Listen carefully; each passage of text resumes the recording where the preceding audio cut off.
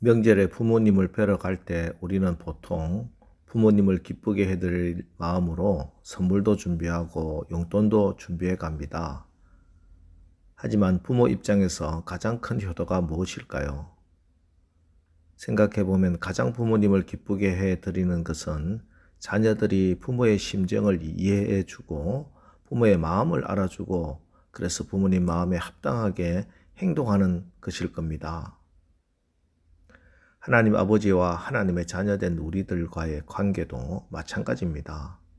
수십 년을 신앙생활을 하지만 아버지 하나님의 심정을 이해하지 못하고 하나님의 마음을 깨닫지 못한다면 이것은 성공한 신앙생활이라고 말할 수 없을 겁니다.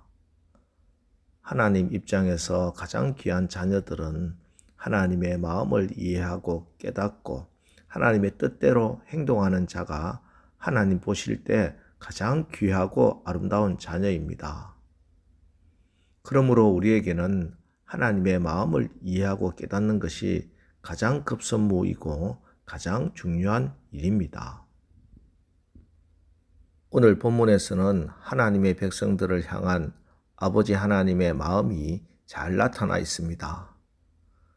결론적으로 말씀드리면 아버지 하나님의 마음은 당신의 자녀들이 망하는 것이 아니고 번창하는 것이고 잘되는 것이고 복받는 것이 아버지 하나님의 마음입니다. 2절과 3절 말씀, 그날에 너희는 아름다운 포도원을 두고 노래를 부를지어다.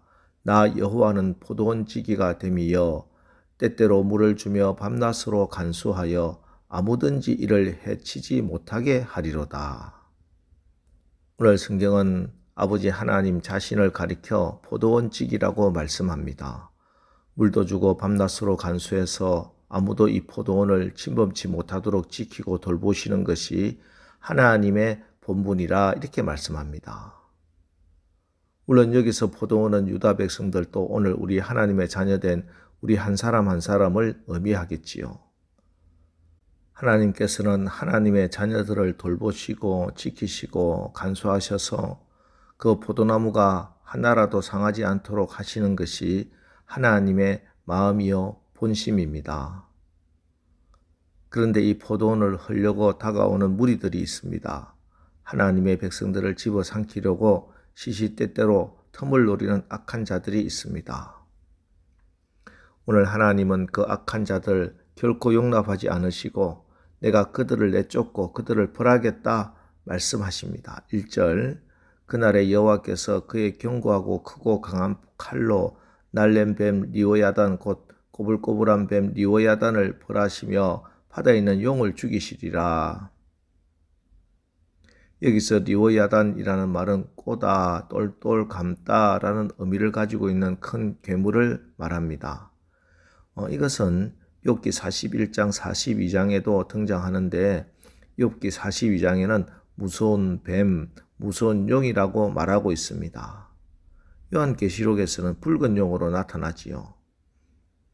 어쨌든 하나님의 백성들을 가장 위협하는 악한 세력이고 무서운 리오야단이 하나님의 백성을 위협하는데 하나님이 이들을 가만히 두지 않고 하나님 친히 멸하시겠다 이렇게 약속하십니다. 이렇게 해서 내 백성 포도원 안에 있는 포도나무를 내가 끝까지 지키고 보호하겠다 약속하시는 겁니다. 4절 말씀도 보세요. 나는 포도원에 대하여 노함이 없나니 찔레와 가시가 나를 대적하여 싸운다 하자. 내가 그것을 밟고 모아 불사르리라. 포도원을 망치는 찔레와 가시를 하나님이 다 모아서 불사르겠다 이렇게 말씀하셨습니다. 이렇게 하나님은 악한 세력들을 제거하고 그 안에 있는 포도나무, 여러분의 인생들 끝까지 지키겠다 하는 것이 오늘 말씀입니다. 그런데 우리가 전에 읽었던 이사야 5장에서도 똑같은 포도원 비유를 말씀하신 적이 있지요. 자, 이때 5장에서는 포도원을 황폐해버리게 내버려 두겠다 이렇게 말씀하셨습니다. 이사야 5장 2절, 땅을 파서 돌을 제하고 극상품 포도나무를 심었도다. 그 중에 망대를 세웠고 또 그 안에 술터를 팠도다. 좋은 포도 맺기를 바랐더니 들포도를 맺었도다. 그래서 5절에 이제 내가 내 포도원에 어떻게 행할지를 너희에게 이르리라. 내가 그 울타리를 걷어 먹힘을 당하게 하며 그 담을 헐어 짓밟히게 할 것이요. 전혀 다른 말씀을 하고 있었잖아요. 5장에서는 포도원을 헐어버리고 짓밟히게 하겠다 해놓고 오늘 27장에 와서는 끝까지 포도원 지키겠다고 말씀합니다. 그럼 무엇이 하나님의 본심이겠습니까? 예, 하나님의 본심은, 진심은 27장이 하나님의 진심입니다. 5장의 말씀은 징계의 말씀이지요. 실제로 하나님은 이후 북이스라엘 백성들은 아수르에, 그리고 남유다 백성들은 바벨론에 정복당하게 하셨습니다. 그 이유는 하나님이 너무나 사랑하는 하나님의 택한 백성들이 하나님 아버지의 뜻대로 살지 않았기 때문입니다. 하지만 이것은 요한복음의 포도나무 비유에 의하면 농부 되신 하나님이 우리가 열매를 맺되 더 많이 맺게 하기 위해서 가지를 깨끗하게 가지치게 하시는 것입니다. 결국은 돌아오게 하시고 결국은 회복하게 하시고 결국은 이 징계를 통해서 하나님 앞에 바르게 살도록 열매를 더 풍성하게 맺게 하기 위한 하나님의 뜻이었습니다. 오늘 우리 인생에도 하나님께서 하나님의 뜻대로 살지 않기 때문에 징계를 주실 때가 있습니다. 혹 욥처럼 하나님의 뜻대로 산다고 할지라도 하나님이 그 안에 고난을 통해서 더 정결하게 하고 정금같이 나오도록 하기 위해서 우리에게 고난을 주실 수도 있습니다. 이때 나에게 불필요하고 하나님이 쳐내시기를 원하시는 그런 가지가 무엇인지 깨달아야 합니다. 그 사람이 복 있는 사람이요 은혜를 입은 사람입니다. 나야가라 폭포 상류에서 죽은 양 한 마리가 떠내려가고 있었습니다. 먹이를 찾던 독수리가 쏜살같이 내려와서 그 양의 시체를 꼭 부둥켜 안고 고기를 뜯어먹기 시작합니다. 양이 폭포 쪽으로 떠내려가고 있었지만 독수리는 생각하기에 나는 날개가 있고 날 수 있으니까 폭포에 떨어질 때쯤 되면 날면 되겠다 생각하고 계속 고기를 뜯어먹었습니다. 그러는 사이 양은 점점 더 떠내려와서 급류에 딸려 떨어지게 되었습니다. 그때 독수리가 날려고 날개를 쳤으나 이미 독수리의 발톱이 양의 털에 엉겨서 풀리지 않아 결국 이 독수리는 양의 사체와 함께 휩쓸려 죽고 말았습니다. 교만, 좋은 열매 맺는데 불필요한 가지일 뿐입니다. 질투, 원망, 성급함, 병충해를 일으키고 우리의 영양만 빼앗아 갈 뿐입니다. 우울한 마음의 가지, 두려움의 가지, 공포의 가지, 꿈을 갉아먹어버리고 자신감을 상실하게 합니다.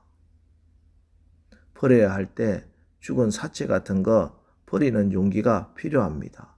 버리지 못할 때 썩은 사체와 함께 죽은 독수리 같은 신세가 될 수 있습니다. 자, 오늘 우리가 하나님의 마음과 하나님의 뜻을 알아야 하겠습니다. 하나님의 본심은 우리를 하나님의 뜻대로 바르게 세워가기를 원하시고 결국에는 하나님께서 우리 각자의 포도나무를 통해 많은 과실을 맺도록 하기 위한 것이 하나님의 변함없는 본심입니다. 6절 후일에는 야곱의 뿌리가 박히며 이스라엘의 움이 돋고 꽃이 필 것이라. 그들이 그 결실로 지면을 채우리로다. 하나님께서 진정 원하시는 것이 이렇게 되는 것입니다.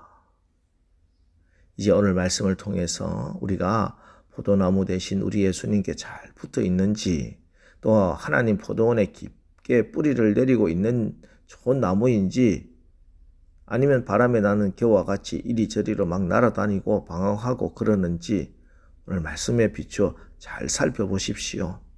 그리고 우리에게 불필요하고 양분을 앗아가고 풍성한 열매를 맺지 못하게 하는 그런 찔레와 가시 같은 것이 무엇인지 분별하시고 주의 은혜를 힘입어 그런 것들 다 제거하시기 바랍니다. 그래서 오늘 하루도 아버지께 영광을 돌리는 아름다운 극상품 포도나무로 그 가지로 하나님이 기뻐하는 열매 가득가득 맺으며 살아가시기를 주님의 이름으로 축원합니다.